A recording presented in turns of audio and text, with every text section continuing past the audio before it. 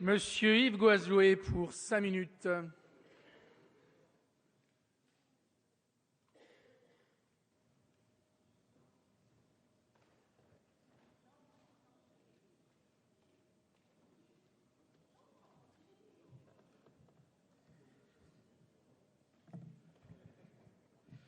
Monsieur le Président, Monsieur le Ministre, Monsieur le Président de la Commission des lois, Monsieur le rapporteur, quatrième lecture, dernier intervenant sur cette affaire, je mesure la difficulté qui est la mienne.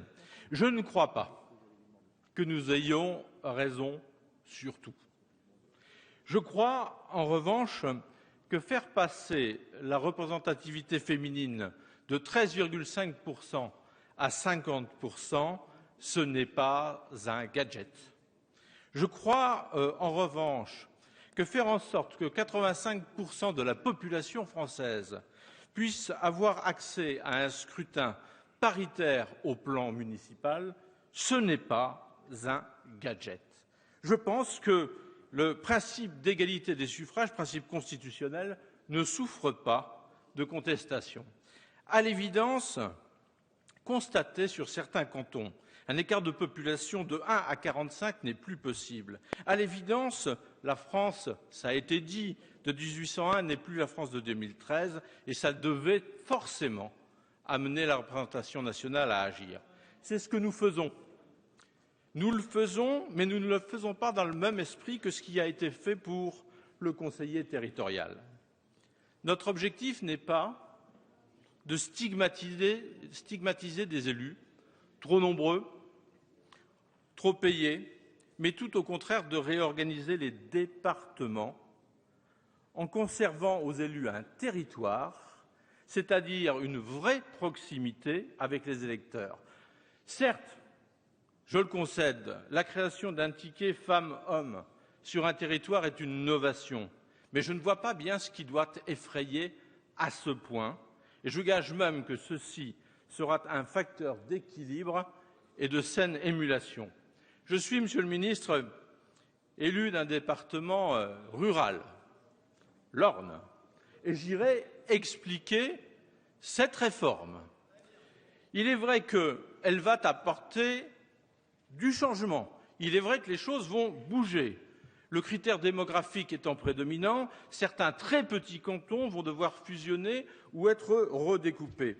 Je ne vois rien, Monsieur le Ministre, de choquant à ce qu'un citoyen d'un petit canton cesse de peser électoralement 5 fois plus lourd dans la balance départementale qu'un citoyen d'un canton plus peuplé. Je n'y vois rien de choquant.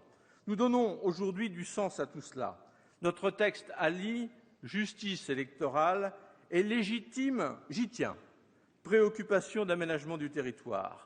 Contrairement à ce que j'ai entendu tout au long des débats, l'introduction en milieu rural de la parité et du principe d'égalité des suffrages ne va pas tuer le monde rural, mais tout au contraire lui donner une force nouvelle. Chacun sait que les territoires trop petits, trop peu peuplés peinent à s'organiser dans un contexte de concurrence aujourd'hui exacerbé par la pénurie financière auquel nous sommes tous confrontés. Ceci constitue le véritable challenge des futurs nouveaux conseillers départementaux que d'organiser des territoires plus vastes, de leur donner une cohérence et une dynamique nouvelle. Mesdames et Messieurs, chers collègues, du point de vue communal et intercommunal, notre texte est équilibré. J'ai regretté que nous ne puissions fixer le scrutin de liste au seuil de 500. Je pense que c'est le sens de l'histoire. Il y a encore des années, je vous faisais observer qu'on nous disait que le seuil de 3500 était absolument indépassable. Et ce n'est plus vrai au regard des positions des uns et des autres. Des négociations ont été menées avec le Sénat, avec l'Association des maires. Je salue mon ami Jacques Pélissard qui n'est pas présent mais qui a beaucoup travaillé sur cette question. J'ai compris qu'il ne fallait pas brusquer.